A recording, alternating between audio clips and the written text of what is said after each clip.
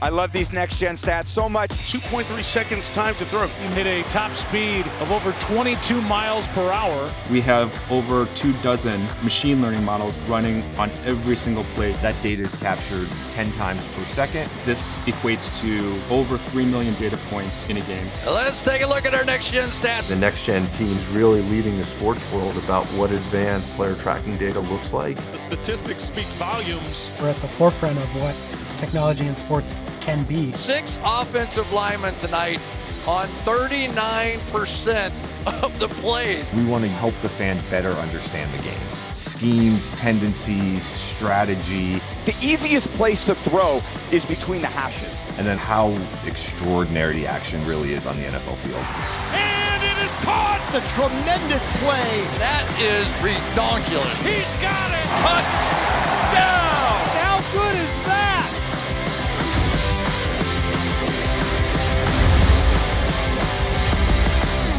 He will go all the way! Touchdown, Ravens!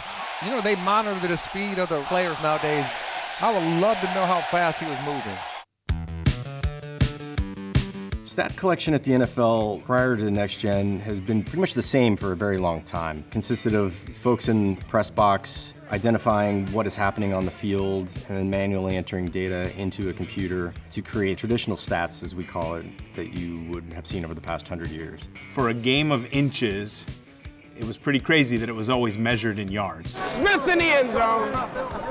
Smith going across. People with binoculars looked down and said, number 24 was the ball carrier. He ran from the 10-yard line to the 14. That was a 4-yard rush.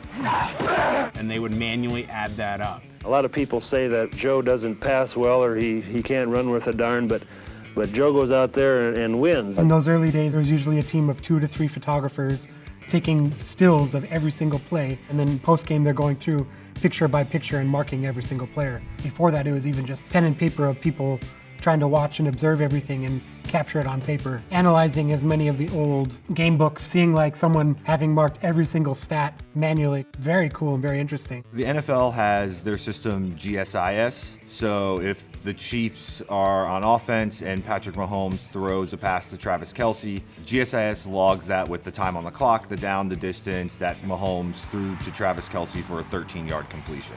But it doesn't really do much more than that. It doesn't tell you what route Kelce ran. Was that 13-yard completion a 13-yard pass and then 0 yards after the catch? Was it a 5-yard completion and Travis Kelce gained 8 yards after the catch? Or what coverage was the defense in? When next-gen stats came, a lot of that became automated, and we started calculating different metrics that people hadn't seen that weren't able to be quantified before. We said, look, there's more we can do, more information we can gather to help better tell the story of what's happening on the field. 23.4 miles per hour.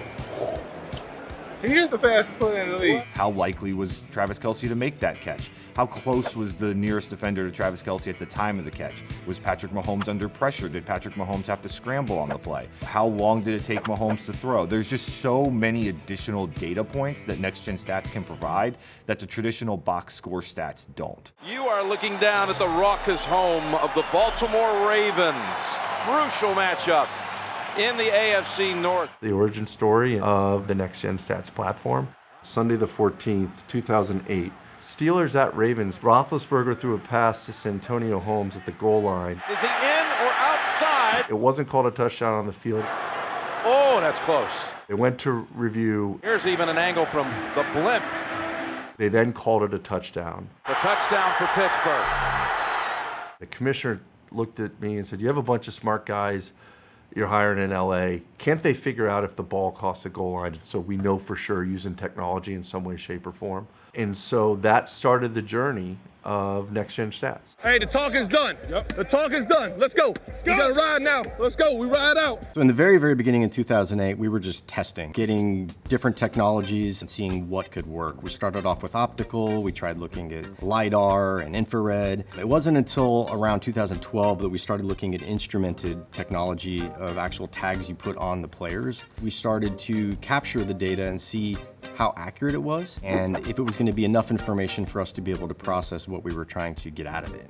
In 2012 is when we started creating the first applications that were taking in the information. We created visualizers to show where the players were on the field. The early days were a lot of skepticism, a lot of research, a lot of work, a lot of unique challenges in the level of precision. Do we need to be down to a foot? Do we need to be down to 6 inches? What's going to work for football? Quickly turned to we were trying to fly the plane and build the plane at the same time. From a technical standpoint, I would say the biggest bump was just getting the technology to work in the NFL stadium environment. That environment has a ton of technology running in it, has a lot of radio frequency type technology already in place. Hey, hey, hey! And with RF, you got to make sure that things can play nice together.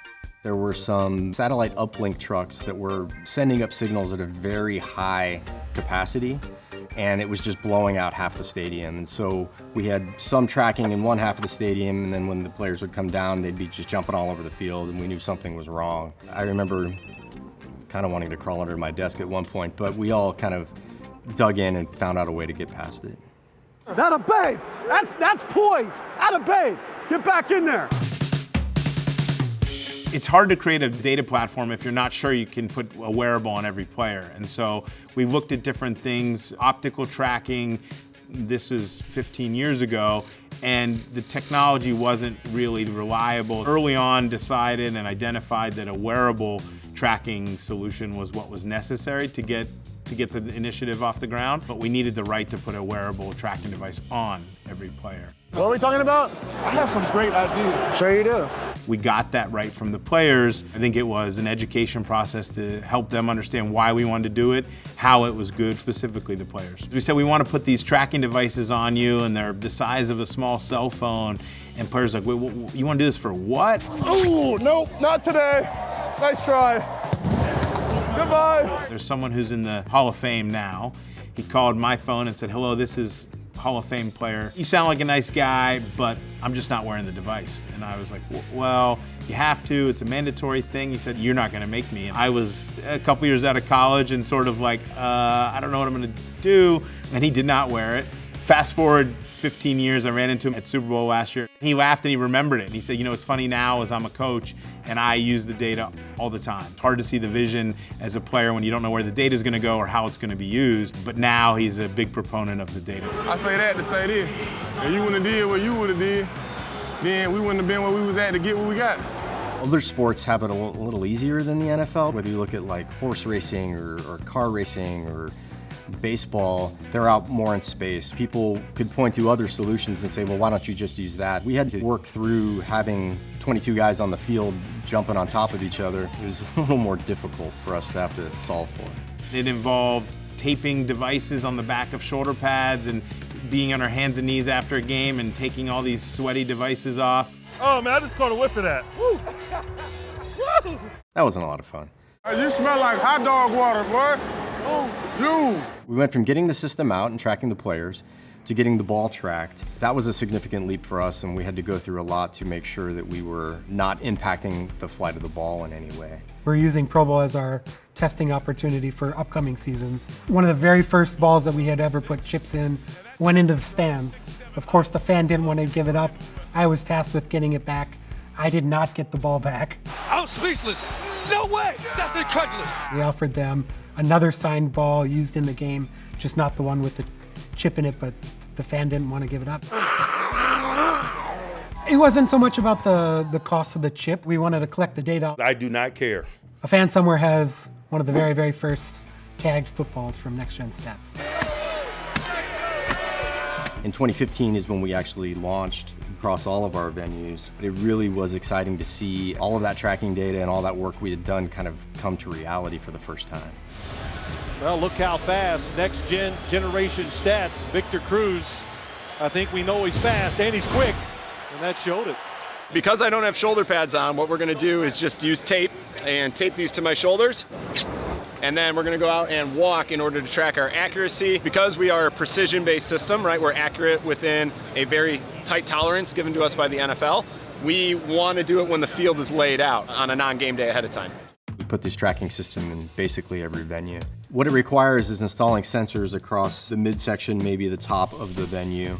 There's about 20 to 25 different sensors that get installed. There's cable that needs to be run from each of those back to kind of a home base where the servers are. That is just the infrastructure within the stadium. Then we got to get the tags on all the players.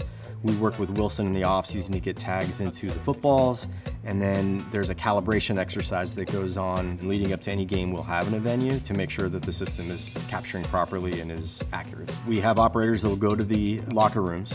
They'll make sure that the battery power in the tags is all at the level they need to be, and they'll get activated. There are also some gates out of the locker room that as the players walk out, it'll make sure that those tags are activated. We have tags in the pylons, and those are telling us how well the system is registered to track against the players. As players come off the field and they go through that gate again, it'll turn the devices off.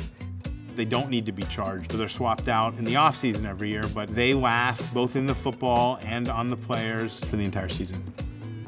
This was one of our first devices we used in every Thursday night game. Players first saw the size of this, there was some, no way I'm not wearing that, it makes me look like a hunchback. And then today, they got even smaller, and there's 2 or 3 of these on every player, and there's one without the casing inside the football, and this is actually one from the officials. We clip these onto our shirt so they can kind of track our, how fast I'm running.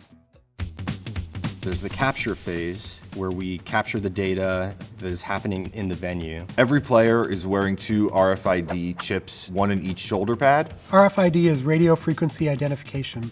It's basically like an invisible wavelength. The chips are chirping, saying, I'm here, I'm here, I'm here. And then we have sensors around the bowl that's listening for those chirps and collecting them all. And that chirp basically gives X, Y, speed, acceleration, distance, orientation, and direction. That data is captured 10 times per second. Transmitted over an invisible wavelength, picked up by our receivers, and then funneled through the system. There's process, where we calculate metrics. That data then comes back via the cloud, thanks to AWS, to the NFL, where we run it through our software platform and create a variety of different statistics. We take the raw tracking data, we transform it into something that is usable by our systems that can be submitted into a machine learning model to get an output. We can all see what a difficult pass looks like. Cut! Impossible! We know intuitively how fast the receiver is running, how far the receiver has to run downfield, how close the receiver is to the sideline, how close the defender is to the receiver, how fast the quarterback is running, or how far the quarterback had to scramble. All of these things go into making a pass more difficult. That's a catch. Hell of a catch. We know that they're important. However, we don't know exactly how important. But machine learning is able to identify the variables in a pass play that matter. Downstream, we're able to calculate hundreds of stats per play. And then there's the distribution side, where we will create experiences or send the data out so that it can be visualized, or it can be put onto TV, or it can be used in data tools for reporting and insights. 2.3 seconds, perfect pinpoint throw. We have a set of dashboards that as the plays happen, and we're able to see how all the players moved. If it's a deep pass to Tyreek Hill, we can go in and see how many deep receptions does Tyreek Hill have now on the season, where does he rank across the league, how many deep touchdown receptions does he have. You too little, boy. You too little. You too little. You too little. I'm big boy. I'm big boy around here. Pass that contextual information along to the broadcast. They can get that onto a graphic and say that that leads the NFL. We're able to take what happens on a given play and contextualize it amongst the broader game, the broader season, multi-season, and really across the entire league. He has the most yards on in-breaking routes. It's the yards after catch that he's able to get on the inside. At the beginning, we said our goal was to create a digital record of the game, and then from there, we could use that data to help the entire ecosystem of the NFL. We always had goals from the beginning to take next gen and apply it across the league in many ways. What's great about our relationship with Madden is that we've been able to take the data and get it into the game, and it has literally changed how the players in the game move. Some have described it as going from a more robotic look to a more fluid motion. When you go into the game, you can see Cooper Kupp in the game running using his actual route data that we got from the field. They always talk about game speed versus 40 time. Well, we now have game speed and can quantify it. And so we knew early on that was something we could help them with player rankings. But really when we got under the hood and had meaningful conversations with our gaming partners, we started to say, hey, players don't actually run square outs when they're called a square out. They actually round it and they slow down before their break and accelerate after their break. So our data has helped the way players move and who's gonna catch a ball when it's a jump ball, not just who has a higher ranking in the game, but like what's the actual catch probability. It's a way to train the Madden engine and a way for the Madden engine to leverage that data to make the game more realistic. It's really cool. At the venue on site, there is a cable that runs straight to the broadcast truck, and they're able to take this in and use that data for visualization in the game. They're able to pipe that into their graphics systems and draw lines on the field, put player name tags up, and do things that are really pushing the envelope on visualization and education around the game. All 5 broadcast providers utilize Next Gen Stats every week. CBS, Fox, and NBC use it every Sunday, and ESPN uses it on Monday Night Football. Some use the data as just a data point to reference to help tell the story better. Some have it pop up off the bottom of the screen. Some use it behind the scenes to help their talent know who's on the field, how many snaps they've been on the field tonight, or what's an interesting stat data point that can help justify what you just said on air. McCaffrey led all running backs with 83 snaps aligned in the slot last season and ranked 3rd in snaps aligned wide at 64. Wow. Overall, nearly 20% of his snaps were not in the backfields. It's amazing how much one player on this team affects everything. Right.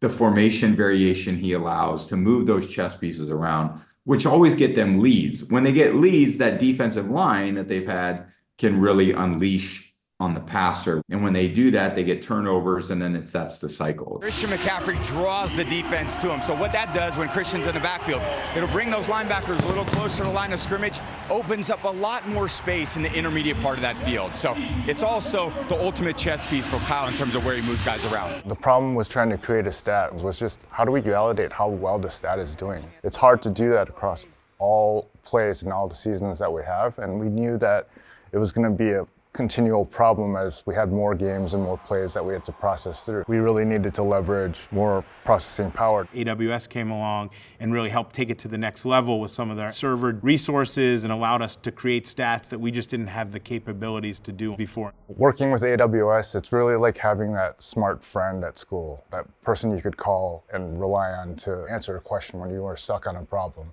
It's helped us grow and build our stats that are more sophisticated using these tools like ML and AI. Speed and distance. The fastest speed by any ball carrier this season and the fastest by a Cowboy in the last 9 years. Fans love it. They can understand it. They can see when a guy runs 25 miles per hour.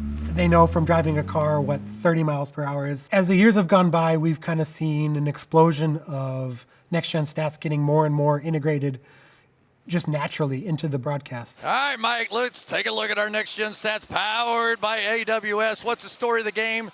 It has been the quick pressure that has been on Geno all night long. The sacks on non-blitzes are at 5, and you simply are not going to win with that kind of pressure. We're going to go through on Monday, Tuesday, and Wednesday, and we're going to create and tailor a custom research packet. That way their producer, their director, their AD, all the graphics people in their truck, and their talent have access to this packet that can help inform them what may happen on the field. Let's take the CBS A game on Sunday. Our team will meet with Tony Romo for an hour. He'll have gone through the packet.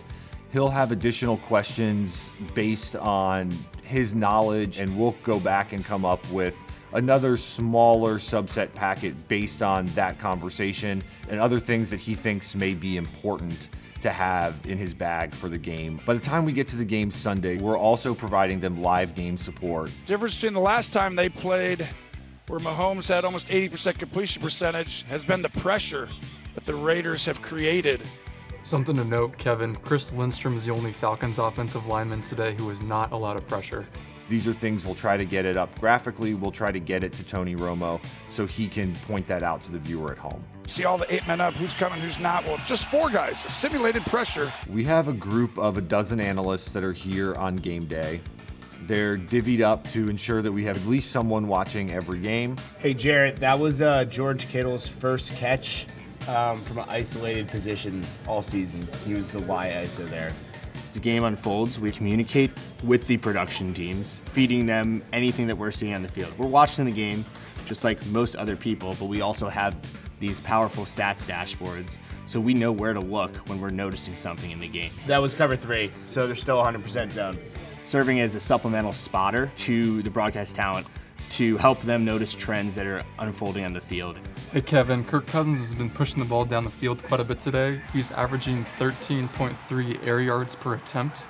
That's his most in a game over the past 3 seasons. There you see the next gen stats. A look at Aaron Rodgers, 58% of his passes under 2.5 seconds. The 2 skills that we look for the most in a research analyst are football acumen and communication skills. The technical stuff, we hope to make our dashboards easy enough that most people will be able to navigate them and find the research that they have to find. But knowing what to look for and knowing how to communicate that are the 2 most important aspects to this job. Next Gen Stats is able to populate more than 200 stats on every play within every NFL game each season. We consider ourselves data storytellers. When there are so many vast amounts of stats, it takes a football mind to run through those stats and to derive that these are the stories that the fans, the public, even the teams themselves would find compelling. Kevin, we have this as a go, despite it being 4th and 8. This season, we actually took a bunch of the next-gen data and put it into a new product that's part of our NFL Plus package, and it's called NFL Pro. And what this allows you to do is go in, look at statistics, look at video, and basically be your own researcher.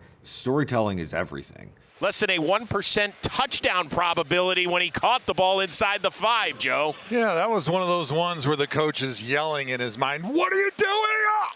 Okay, great job, what a job. And I'm so glad you did that. We want to tell the story of the team, of the player, of the strategy, of exactly what the fan is seeing on the field, and we want to use the advanced data that we're able to curate through Next Gen Stats to help the fan better understand the game. Jared Goff and his accuracy. I love these next gen stats so much. A lot of the guys are way into it, a lot of the broadcasters, and they're actively asking our researchers week to week, like, hey, what can you give me? What do you got on this guy?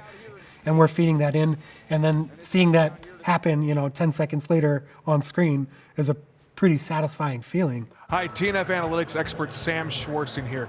For the Lions to win, Jared Goff is going to want to operate in rhythm. That's throws that take place between 2.5 and 4 seconds after the snap. Amazon does a great job with it, not only in their main broadcast, but the Prime Vision with Next Gen Stats alternate stream is a Next Gen Stat nerd's dream. Under pressure, and down the sideline he goes. Lamar Jackson, can he stay in bounds all the way? 60.9 yards traveled on 10-yard scramble. 10 yards? Yep. People have been watching football for decades on TV, and in many ways it's been kind of the same thing. We've added the yellow line, we added a score box. You always know how much time there is and what the score is. We've added a ton of cameras. We've added more graphics machines. We all think we know how football works. If you really step back and you think about it, there's a lot you really don't know. Yards before contact tells you the job the offensive line has done. Prime Vision with Next Gen Stats is an alternate broadcast of Thursday Night Football. It helps you watch the game from a unique point of view with all 22 players on the camera, as well as giving you AI-enabled features to help you watch the game like an NFL pro. Touchdown, Mark Andrews. Hey, 22 purple. It's never the same broadcast week to week, so we're on year 3 of doing this thing, and we had the L bar to start our first season. You would have data on the right side of the screen as well as on the bottom side of the screen that was persistent throughout the game. Then we started doing that not as often. It wasn't always there throughout the game, so you could have the full picture. Then introduced prime targets, which we developed with Next Gen Stats to identify when a player is more likely going to convert a first down if they catch the ball in that moment. Prime targets was the first time we were able to dynamically identify players during the play where the eye should be drawn to by the viewers. Almost every feature we come up with now has that same kind of dynamic nature where things can change. It's not just static. Yards before contact, 121. It's been a good night for this offense and this offensive line. What's really amazing about Next Gen Stats is their immediate availability. If these tools aren't available live, we can't really do anything with them. That 12.42 seconds before crossing the line of scrimmage, he's going to try and get it on the button. That'd be awesome. I think any producer will tell you they want more tools to play with, and that's what Next Gen Stats gives us. We almost have too much information, and so one of our challenges is how do we take all this information that's now being afforded to us, how do we translate that to viewers in a simple way? He has a 38% target rate that would lead the NFL, but it's what do they use him in motion? He's in motion 36% of the time, and on pass plays when he's in motion, he is targeted 50% of the time. I'm not a huge fan of how many yards DeAndre Hopkins has had since being in the NFL, or how many yards does this team give up. It's situational statistics that I'm more interested in, whether that's expected points added, which is utilizing the context of the game, converting those yards into a number of how much you're helping your team's chance to score on a drive, or success rate, which is then measuring how often are you having those positive plays that are helping your team chance of scoring. So these stats are things that I think are foundational because they take into account that you're not just trying to accumulate as many yards as you want, but how do we get the right yards at the right time? Kittle over the middle, touchdown San Francisco. Prime Insights are features that Amazon has developed to help take really complicated topics and present them in a really simple interface. I played offensive line for 10 years, and the way I watch the game is trying to identify blitzers. That's very similar to what we're doing right now with Defensive Alert. It takes thousands of data points. It processes all that in real time. And in doing that, we're taking these really complex models around player positioning and schemes, down and distance, scenario, time on the clock, and we're just saying, hey, this guy's probably going to blitz. All the viewer needs to see is a little red circle underneath a player. We actually had that as a go. Oh, because the down two. Or Who are we talking about? What are we talking about? And why are we talking about it? This lets us get right into the information that the viewer needs to understand why we're explaining something to them. We can only do that based on the communication we have with Next Gen Stats throughout the broadcast. Over 40% pressure rate by the Detroit Lions tonight. We come to this show every single week and everyone's excited. We know we have the best job in the world to be able to make this broadcast that all of us as football nerds want to watch. That's what we get to make each week. I can't think of any production where a league and a broadcaster work this closely together on behalf of the viewer. And when we're here in the control room, it's not a league and a broadcaster, it's just people putting on a great show. Great grab by Metcalf out in front, and he will go all the way for a touchdown. Our software engineering staff at the NFL is responsible for architecting, designing, and building all of the stats on Next Gen Stats. The total number of programming hours that have gone into Next Gen Stats is probably around 100,000 hours. We've built a lot of machine learning stats that cover every aspect of the game. Machine learning at its core, at its basic, is teaching a computer how to recognize patterns and make predictions on it. We just deployed field goal probability model. The idea is that we are feeding features, things that we think have some sort of signal in terms of predicting how well that kicker is gonna make the field goal. There's probably 10 features that are going into the model.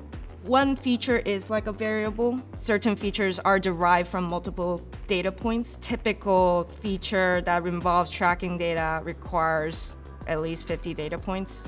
Weather and humidity and the wind and how many times did this kicker miss in the past 100 kicks he's done before. Those are all the ways we could give signal to how well that kicker is gonna perform. Feeding it to a statistical model makes it so that we get a numerical output. We have over 24 machine learning models that are running on every single play during the game. Things are running in parallel, things require sequential data processing, but one stat could range from building in less than 50 milliseconds to something to a second. We have all of these stats within seconds of the play happening on the field. Quick pressures is one stat that I love to look at every week because it just shows you how explosive the burst is off the ball. Since 2018, we've averaged, I think, 3 or 4 new machine learning models per season. Some of the machine learning models are complex and some of them are very simple. The complex ones are the ones that generally take a lot more raw tracking data. With all the compute power that AWS has, that really speeds things up and makes it easier for us. We have now been able to provide insights into the performance of the offensive line, which don't normally accrue any stats, and so their performance is really only visible via quarterback stats. We're really trying to open up the facets of the game that are not possible to convey using traditional stats. It's gonna be a long day for you. We'll have fun today, dog. We'll have some fun. Having a challenge as a team is a great motivating factor.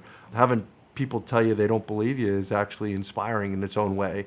And I think it's a real testament to the team that's worked on Next Gen over the years that every time that that's happened, they've looked at it as an opportunity to prove somebody wrong. We're capturing gigs of data per game. This equates to over 3 million data points in a game. And with over 300 games a season and us going into our 10th season, we're talking about almost 10 terabytes of data just in the tracking system. Some of these stats that we've developed have actually taken years. We have a pretty high bar of accuracy when we put these stats out, and so it can go through multiple iterations and making sure we have enough data to train the models to come up with the stat that we want. We at Next Gen Stats have come a long way, and we have a long way to go. There's so much more that we can do with this data. There's so much more that we're going to do with this data. The process for developing new stats, we take requests from broadcasters, we hear stuff from clubs, we have folks internally that have ideas. You know, you've got some pull with Next Gen. Tell them maybe to invent a new category called Run Through Your Face. How many of those would Derrick Henry have? He would lead the league every year since he arrived. See if we could work on that during the week. Some of the ways our stats are created are directly a result of the conversations we have with football experts. I was considered the best in the NFL. Kurt Warner, he said, when I retired, I had the record for completion percentage. Man, what a throw. That stat at that time meant very accurate passer. So I had the record. I was one of the most accurate, if not the most accurate passer in NFL history. You've done quite a job, man. Thank you, I appreciate it. Today's game with so many short passes and smoke screens, it doesn't really mean that much to have a high completion percentage. Can you help use your data to tell me, did I hit the receivers in stride? That is something we could do. We have to go out and create that stat. And so that's something that we're working on now. The right tackle creates space over here on a play where the running back goes to the left. It doesn't really have an impact on how far the running back gets. The Big Data Bowl is an open source competition. We provide a subset of Next Gen Stats, and we give the applicants a problem that we'd like to solve. Basically a hackathon. We have a lot of data, but we have limited resources. And so getting our data in the hands of really smart people and seeing what they can create, I think has unlocked a lot of really cool and interesting use cases for our data. One stat, expected rush yards, it was years of us working on it, and we actually got a solve for it out of working with folks in the Big Data Bowl. That was a very surprising outcome for us. From the Big Data Bowl, which has been a great platform not only for us to develop and identify potential use cases, but for us and the teams to identify talent and people that really are good at working with the data, and many people have been hired from the Big Data Bowl to work at our clubs. Now you can do something like OLS, which I'm showing there, with the effect sizes in the 95% confidence intervals, and those are valid confidence intervals, the p-values are valid.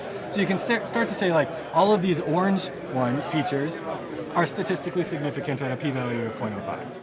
Yeah, we're the nerds.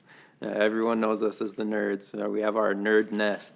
I've seen a fundamental change in the way that analytics are being received from our personnel staff. Our goal is to create ways for teams and clubs to have information.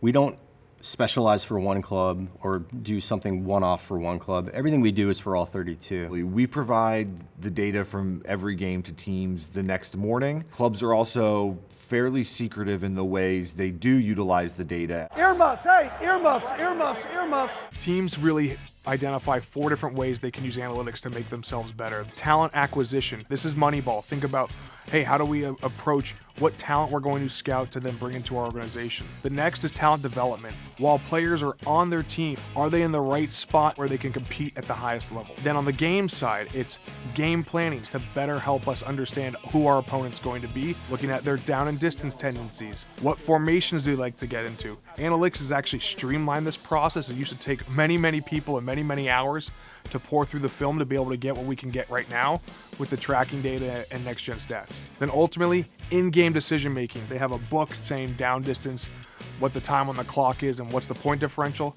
to help them make those decisions using analytics. When we started Next Gen Stats, NFL analytics departments did not exist. For many years, if an NFL coach wanted to know how often a team blitzed, they had to watch the tape and chart it by hand. So what used to take hours of analysis can now be done in minutes. I love analytics, and I don't share my process with anybody, and even fellow coaches. Data is currently not provided to clubs live in real game. Clubs are not allowed to model anything based on data that's coming in real time. I think that's very important to not provide teams a competitive advantage based on how they're looking to leverage the data. What's our limit? Do we have any limits set? No limit. No limit. For the first time ever, using virtual reality, Dan is going to show us the perspective of Josh Allen on this play thanks to Next Gen Stats and the Status Pro Visualizer. On the horizon for Next Gen is just trying to understand where we want to go with this data. I think you could see a lot more rich interactive ways to be in the game, whether that's AR or VR or something else. I think Next Gen is going to play a role. Imagine watching a game in a virtual environment where you can pick your camera angle and watch a game from the point of view of a linebacker or a quarterback or a running back in pass protection. Possibilities are endless. I think we'll definitely see more AR executions. And now Homer enters the game. Executions that we haven't even thought of yet. The sky's really the limit with what can be done with this type of data. Oh, not again. Got some room here. No way. Touchdown. Wow. We have always been concerned about speed. The speed of the data that we're getting from the stadium has not changed materially since the start of the project. Currently, we are getting the data 10 times per second. We are looking at technologies that are offering 25 to 100 frames per second. This will just explode the amount of data that we store. It's going to be so vast and so different than what we currently have today. The possibilities of what we're able to build is mind-boggling. Next Gen Stats help take NFL stats from hundreds of rows per game to millions of rows per game. In the future of tracking data, we expect that number to be in the billions.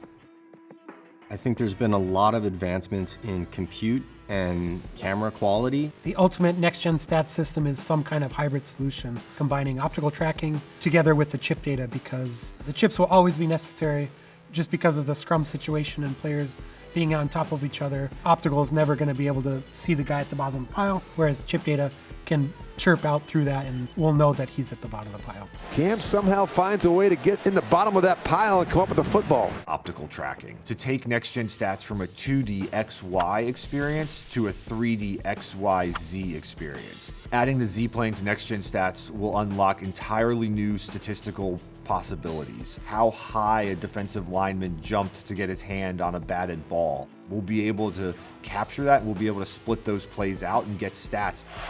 Fakes the toss, ball batted down, incomplete. Optical tracking is going to come with all of the limb data, pose estimation, and what that means is there's going to be a bunch of data points at every joint in the body, and we're going to be able to tell what angle the upper arm is, what angle the lower leg is, maybe even what angle the feet are at. How quickly somebody is able to cut will be a new stat. So we know how far they're reaching out with their hands when they're trying to catch a ball. Like how hard was that catch when we're just talking about X's and Y's, but how hard is that catch when this player is extended and his arm is like across the field? Oh, what a catch! With that kind of data available to us, it is going to completely change how we capture and build stats for the NFL. There's a lot of aspects of what Next Gen can bring to the table, but what will be more important is how it gets applied. Now you see some of the stuff that's on Prime Vision with predicting who's going to blitz, with identifying who's open. I think the ability and where that goes in a few years to help explain the action to fans is really, really exciting. I think in 10 years we'll be able to leverage artificial intelligence to really hone in on what each specific coach likes to do. And Next Gen Stats has a high probability of being able to predict plays that coaches are going to run in given situations. All right, let's all gas, no break. The thing that's notable to me in an ironic way is the project started with, did the ball cross the goal line? And that's one thing we still don't use it for. There's so many other components. Was his knee down? Was his hand down? When did it happen? It's interesting to me that the core of what generated the question is something we're still chasing. I can't sit here and tell you today I know exactly what we're going to be doing in 5 or 10 years. What I can tell you is going to be a lot more than what we're doing today. And I think our fans, our athletes, our teams, our partners are all going to be the beneficiaries of having such a rich and vibrant platform to build around. I love this freaking team. I love everything about it. When we started, big data was a thing that existed, and people had this preconceived notion of what Next Gen Stats is or was going to be. We had a different vision that it was going to benefit the entire ecosystem of the NFL in a variety of ways. The bar of quality is high at the NFL. We always want to make sure that what we're doing is representative of the quality of our game. Sometimes introducing change can be hard. This was an idea that was kind of out there for some people. It wasn't until it actually came to fruition and they started to see the information that it really clicked for people. The more it's out there, I think more people ask questions about it and want to use it. Understanding the data and seeing the data leads to better uses and more uses. The recognition of what I do has really exploded in the past few years. When I first started in this job, almost nobody knew what Next Gen Stats was. Now, everybody I talk to knows exactly what Next Gen Stats does. I think NGS is really evolving the game. I think we were in the dark ages when we started, and now we're at the forefront of what technology in sports can be. It really seems that fans are starting to buy in to the additional context that we can give. The data is giving them a way to have bragging rights for players they like or for their team. It's providing a different perspective for people as they play fantasy football and do research and just have fun around the game. And what we've learned from our fans is that football is king. The game is what they want to talk about, so how do we utilize the data to add to that conversation around the game?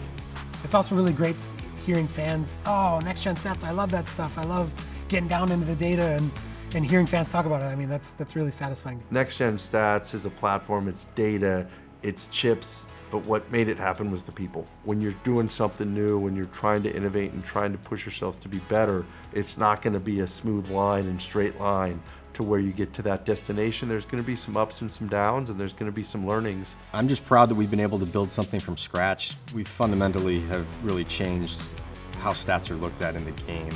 Something that was pretty much a traditional setup for 100 years. When you get a smart group of people together that is passionate about something, when everybody knows their end goal and is really in it together, you can do things you didn't think you could do.